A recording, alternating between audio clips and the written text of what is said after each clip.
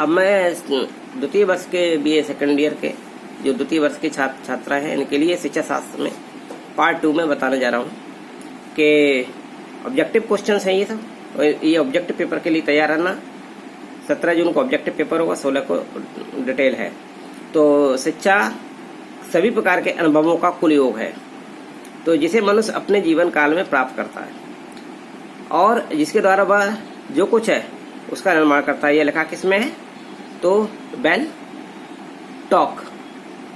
तो ये जीवन के सभी अनुभव आपके होंगे, तो आप बैन कर लो उन्हें और अपने पास रख लो, किसी को मत दो। इस तरीके से अपने पास क्लोज्ड पूरा सब मटेरियल कर लिया, तो बैन कर लिया अपने पास और टॉकिंग के, और फिर आराम से अपने टॉकिंग कर रहे हैं। तो सभी प्रकार के अनुभव ले लीजिए, तो आपको जीवन में बहुत सारे अनुभव काम आएंगे।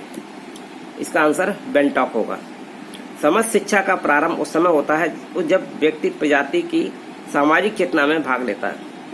समझ शिक्षा का प्रारंभ, पूरी टोटल शिक्षा का अगर आप प्रारंभ करते हैं उस समय से माना जाएगा जब व्यक्ति प्रजाति, जो जिस प्रजाति में रहता है उसकी पूरी सामाजिक चेतना को समझ के अगर चलता है। तो जिस समाज में हम रह रहे हैं, अगर सभी लोगों के मानसिकता, अलग अलग विचारों को हर तरीके से समझने की अपने अंदर क्षमता अगर हम ले लेते हैं, तो ये बात देवी कह रहे हैं, देवी देवता ही प्राप्त कर सकते हैं ऐसी भावना, तो सभी को समझ सकें। तो जॉन देवी है इसके आंसर। दूरवर्ती शिक्षा क्यों आवश्यक है? तो ये कह रहे हैं कि डिस्टेंस एजुकेशन, शिक्षा सभी को उपलब्ध हो जाए। शिक्षा गुणात्मक सुधार के लिए, शिक्षा को प्रासंगिक बनाने के लिए, या सभी? तो ऐसा ही बात है, सभी को मिल जाए, अच्छी गुणात्मक शिक्षा मिले और शिक्षा सबको प्रासंगिक हो जाए। तो चुंबक की भांति शिक्षा में 2 ध्रुवों का होना, ये सीधी बात आ गया। दो ध्रुव, चुंबक की भांति 2 ध्रुवों का होना, तो ये हो गया। और शिक्षा एक प्रक्रिया है, तो एक सामाजिक भी है, विकासात्मक भी है, गत्यात्मक भी है, सभी है। जीवन पर्यंत चलने वाली शिक्षा, तो सीधी सी बात है अनौपचारिक शिक्षा होगी, आपके जीवन भर चलेगी वो। और व्यावसायिक शिक्षा को किस वर्ग में रखते हैं? तो व्यावसायिक शिक्षा जो होती है स्पेशल एजुकेशन, एक तरीके से विशिष्ट है, स्पेसिफिक है। तो सामान्य शिक्षा नहीं है ना, प्रत्यक्ष शिक्षा है, तो ये विशिष्ट शिक्षा है। इस बात का ध्यान रखना कि व्यावसायिक शिक्षा वाले में answer all of the above मत कर देना। और शिक्षा के सामाजिक हित के उग्र रूप का प्रणेता कैसे माना जाता है? शिक्षा का सामाजिक हित, तो सोशल हित का उग्र मतलब कठोर रूप एक तरीके से, तो वो हीगल फिक्टे ने बताया था। शिक्षा का सामाजिक हित के उग्र रूप को प्रणेता बताने वाला कौन है? तो हीगल और फिक्टे, यानी कि ईगल से याद रखना, ईगल ने फिक्स कर दिया मामला आकर उग्र रूप में आकर चूहे को, तो बहुत उग्र हो जाएगा। तो उग्र रूप का फॉलोअर आगे बढ़ाने वाला कौन था? हीगल। तो ईगल, फिक्टे और साथ में फिक्टे थे। शिक्षा के सामाजिक उद्देश्य के उदार रूप के लिए कौन थे? तो बागले, बगुला और ड्यूवी, देवी देवता के साथ मिल गया बगुला और ड्यूवी का, तो उदार है ये। देवता के साथ मिल गया बगुला, थोड़ा उदार हो गया, उस समय कुछ नहीं नुकसान पहुंचाएगा बागले। अगर उदार शिक्षा का प्रणेता पूछा जाए आपसे, तो सामाजिक उद्देश्य की पूर्ति के लिए उदार शिक्षा का रूप कौन लाया? बागले, बगला, और चूंकि देवी के साथ जुड़ा हुआ है इसलिए वो उदार हो गया। और ईगल के साथ है तो वो कठोर हो गया। ठीक है। शिक्षा का उद्देश्य सामाजिक कुशलता का विकास है। ये कह रहे हैं कि शिक्षा का उद्देश्य जो है एक सामाजिक कुशलता प्राप्त हो, तो डीवी और बागले ही कहलाएंगे। शिक्षा के एकमात्र एवं पूर्ण उद्देश्य का सार, शिक्षा के एकमात्र और पूर्ण उद्देश्य अगर हम इसका सार देखेंगे, नैतिकता की धारणा में निहित है। ये कहना किसका था? हार्वर्ड का। एकमात्र उद्देश्य है शिक्षा का उद्देश्य, सार क्या है उसका? पूरा सारांश क्या है? नैतिकता की धारणा। नैतिकता हर एक में होती है, तो हार्वर्ड हो जाए। ठीक है। और तुम सदा तुम हो और मैं, ये कथन किसका है? तो पर्स में रख लो अपने, पर्सीनन। तो तुम सदा तुम हो और मैं हूँ, ये बात कहने वाला पर्सी। ये अपने पास रखो, मैं हूँ, तो अपना पर्स रखे रहो अपने जेब में। पर्सीनन प्रसिद्ध शिक्षा विद पर्सीनन रहने वाले कहाँ के थे? अंग्रेज। बहुत बार अंग्रेज मैंने घूम, अपना पर्स अपने पास रखो। ठीक है। इस तरीके पर्सीनन इंग्लैंड के हैं, इंग्लैंड में तो अंग्रेज रहते हैं। औपचारिक समूह का उदाहरण मित्र मंडली है, पास पड़ोस है, बाजार की भीड़ है, या कक्षा कक्ष है। औपचारिक शिक्षा हमेशा क्लास में होती है। शिक्षा द्वारा सामाजिक एवं सांस्कृतिक दाय का यानी कि क्या होता है, निर्माण भी होता है, संरक्षण भी होता है, संवर्धन भी होता है, यानी कि ये सभी आंसर सही है। पाठ्यक्रम व्यक्ति के लिए है, ना कि व्यक्ति पाठ्यक्रम के लिए होता है। पाठ्यक्रम क्या है, व्यक्ति के लिए है। अगर कोई व्यक्ति के लिए, अगर स्टूडेंट है उसके लिए पाठ्यक्रम बनाया जाएगा, ना कि स्टूडेंटों को हम पाठ्यक्रम के लिए बना देंगे। तो हम पाठ्यक्रम को ऐसा बनाना चाहिए जो हमारे स्टूडेंट्स को फायदा दे। तो ये बात जो है हर व्यक्ति के उद्देश्यों की पूर्ति हो सके, इसलिए ये बात व्यक्तिगत उद्देश्यों के उग्र रूप में आती है, उग्र रूप में आती है। यानी उग्र में मैंने पहले बताया था ईगल, ईगल वाला पॉइंट था। किस दर्शन के प्रमाणों के आधार पर पदार्थों के अर्थ की परीक्षा की जाती है? तो अगर कहीं परीक्षा की बात आ जाए कि किसी भी दर्शन में हो चाहे कहीं भी हो, प्रमाणों के आधार पर अगर बात करें फैक्ट पे, तो ये न्याय करने वाली बात हो गई, तो न्याय दर्शन में आ जाता है। सच्चे दार्शनिक वो होते हैं जो सत्य ज्ञान के प्रेमी हैं। तो सत्य ज्ञान का प्रेमी तो वही थे, सुकरात थे। वही कह रहे थे कि ऐसी रात में हम सुकरात थे कि ऐसी रात में हम दर्शन करेंगे जो सच्ची हो। और कहकर उन्होंने एक तरीके से जब उन्हें जहर का प्याला दिया गया तो इसी तरीके से उन्होंने पी लिया था, हम नया जन्म लेंगे। तो सच्चाई के जान चुके थे वो जीवन की। और तो सच्चाई वाली बात जब आए, सत्य ज्ञान के प्रेमी की बात आएगी, तो आप सुकरात को याद रखिएगा। रिपब्लिक नामक पुस्तक ये प्लेटो की थी, प्लेट में रख लो आप रिपब्लिक, यानी कि पूरी पब्लिक आपकी प्लेट में है। फिलॉसफी शब्द जो है फ्लास और प्लस सोफिया से मिलकर बना है। सोफिया एक नाम याद रखिएगा, और फ्लास और सोफिया। फिलॉसफी दो शब्द फ्लास प्लस सोफिया से मिलकर बना है। फ्लास का मतलब होता है प्रेम, तो प्रेम है। और फिलॉसफी शब्द की उत्पत्ति हुई है दो शब्दों से, दो यूनानी शब्द थे, और जिसका फिलॉसफी का अर्थ हिंदी में हम बोलते हैं दर्शन। तो दर्शन का मतलब है अगर हम ऐसा दर्शन जो ज्ञान से प्रेम रखता हो, ठीक है। शिक्षा का व्यवहार सिद्धांत, देश प्रेम नहीं आता इसमें, स्वदेश सिद्धांत भी नहीं आता। दर्शन का मतलब है जो शिक्षा से प्रेम रखता हो। जैसे कि मैंने जो डॉक्टरेट किया हुआ है दर्शन में, मैं शिक्षा शास्त्री हूँ, तो मेरी पीएचडी किस में है, दर्शन में है। तो दर्शन शास्त्र क्या हो गया, ज्ञान से प्रेम करने वाला। तो मैं आपको शिक्षा दे रहा हूँ तो ये ज्ञान से प्रेम कर रहा हूँ, तो ये हो गया ज्ञान से प्रेम। दार्शनिक का कार्य है, अब मेरा कार्य देखा जाए तो अगर हिसाब से ही समझ लीजिए, तो पूछा दार्शनिक का क्या कार्य है, मैं भी एक तरीके से दार्शनिक हूँ। तो इसमें चिंतन करना है, विचार करना है, विश्लेषण करना है, या सभी। तो मैं देखो आप लोगों के लिए चिंतन भी करता रहता हूँ, किस तरीके से अच्छी शिक्षा पहुंच सके इसके विचार भी करता हूँ, विश्लेषण भी करता हूँ कि सही शिक्षा पहुंच रही है कि नहीं पहुंच रही है। तो इस तरीके से ये सभी आंसर सही है। किंडरगार्टन विधि, अब आता है बहुत इंपॉर्टेंट क्वेश्चन किंडरगार्टन के बारे में। तो किंडरगार्टन विधि जो है इसके लाने वाले कौन थे, तो किंडरगार्टन फ्रोवेल, ऐसी घंटी बजा दी किंडरगार्टन के द्वारा, है ना। किंडरगार्टन गार्डन समझ लेना एक तरीके से, वहां बच्चे खेल कूद रहे, घंटी बजा दी, फ्रोवेल, ठीक है। अन्य विद्याओं के समान दर्शन का मुख्य उद्देश्य ज्ञान की प्राप्ति है। यानी कि बहुत सारी विद्याएं ऐसी हैं जहां दर्शन का मेन उद्देश्य क्या था, ज्ञान की प्राप्ति थी। तो ये सब कहने वाले थे रस लगा लो रसेल, बर्ट्रैंड रसेल। तो रस आ गया, सभी विधाएं जितनी भी हों उन सबका मेन उद्देश्य है ज्ञान की प्राप्ति ही है। तो ये रसेल है, इसमें सब में रस है एक तरीके से शिक्षा प्राप्ति का। और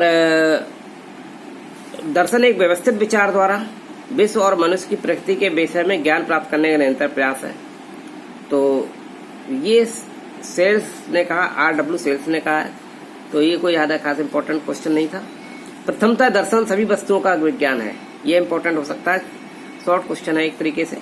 पहली दर्शन, प्रथम दर्शन सभी वस्तुओं का विज्ञान, तो ये कनिंघम ने कहा है, यानी कि कंगी कर लो, कनिंघम, तो कंगी कर ली, तो कनिंघम ने कहा एक तरीके से, ऐसे याद कर लेना। हरि कोई करता है किसी, और जीवन यानी जब सभी वस्तुओं का विकास करोगे, यानी सभी व्यक्ति अपने बालों का एक तरीके से विकास करें, कंगी कर लें, इस तरह याद रखना। और दार्शनिक दृष्टिकोण के लक्षण, तो संदेह भी होता है, मीमांसा होता है, और चिंतन यानी कि सभी।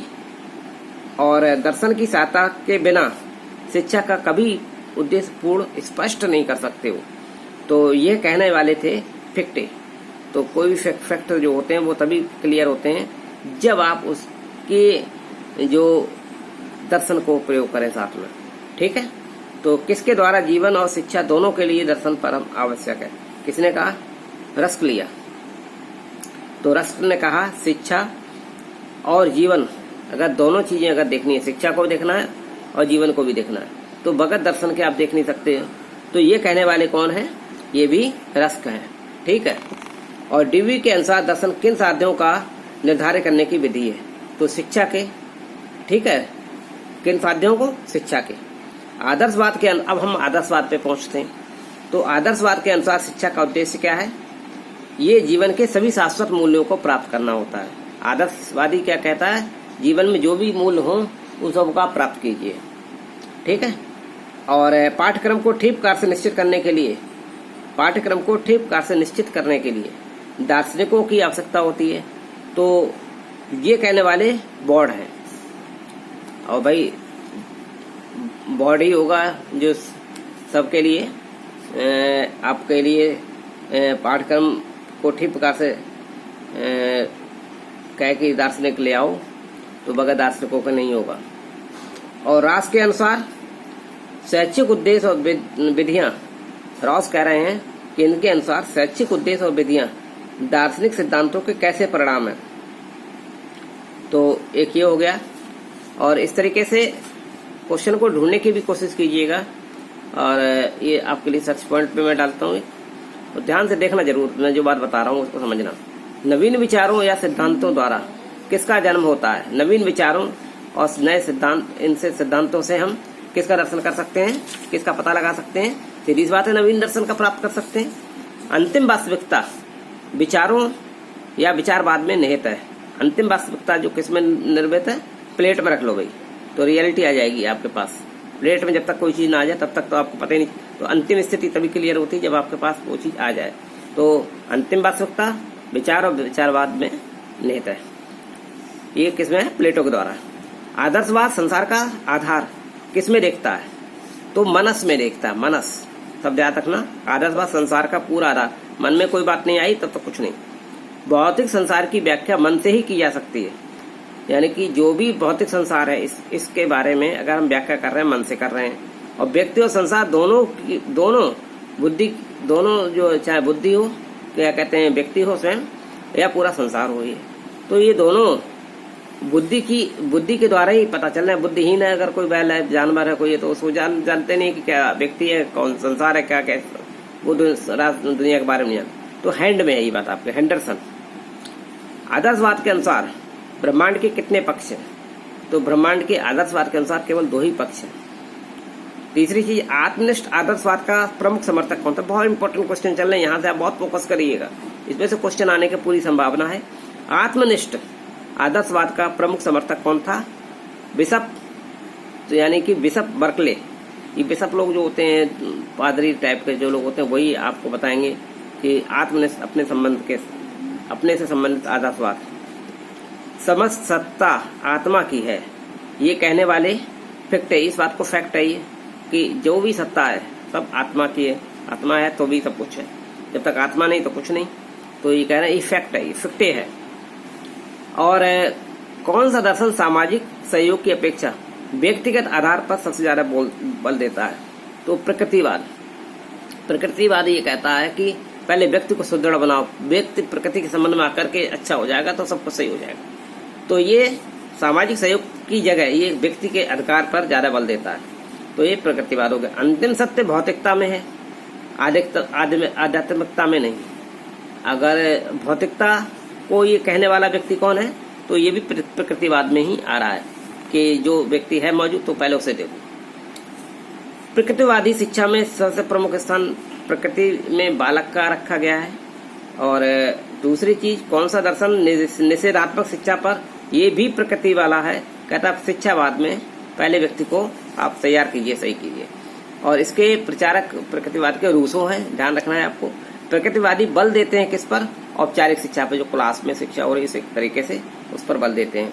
एमिल के लेखक जो थे वो रूसो ही थे, प्रकृतिवादी थे इसलिए। तो रूसो, अमील। तो कौन सा प्रकृतवादी नहीं है? तो अरस्तु जो है, हर्बर्ट स्पेंसर प्रकृतवादी थे, बर्नार्ड शॉ प्रकृतवादी थे, फ्रोबेल भी प्रकृतवादी हैं, लेकिन अरस्तु, अरेस्ट कर लो इस बात को, ये प्रकृतवादी नहीं है। व्यवहारवादी मनोविज्ञान का जन्म, बहुत इंपॉर्टेंट क्वेश्चन है कि मनोविज्ञान का खेल शुरू हुआ तो व्यवहार से ही है कि आपका व्यवहार बदल गया तो आपकी शिक्षा आ गई, तो अगर नहीं आती है तो फिर इसका मतलब व्यवहार परिवर्तन नहीं हो रहा है। तो ये जो है व्यवहारवादी मनोविज्ञान का जन्म कहाँ से हो रहा है? यांत्रिक प्रकृतिवाद से हो रहा है।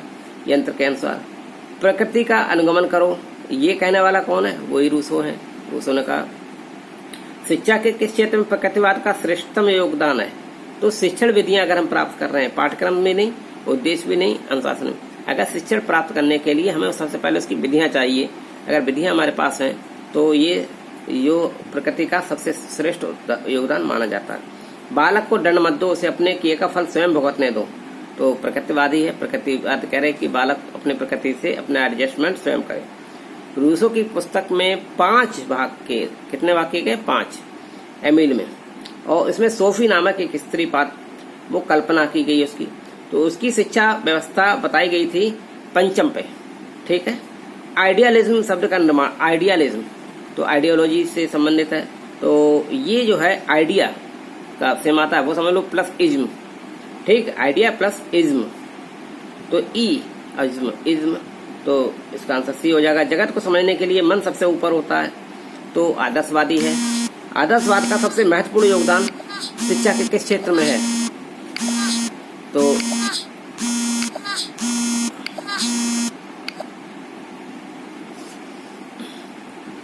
आदर्शवाद का सबसे महत्वपूर्ण योगदान शिक्षा के किस क्षेत्र में माना जाता है? उद्देश्यों के निर्धारण में।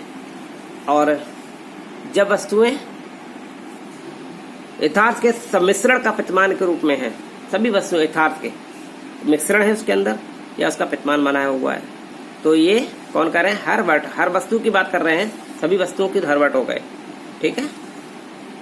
आदर्शवाद ने मानव जीवन एवं जगत को 2 भागों में बांटा है, तो ये आध्यात्मिक बात है, सही है।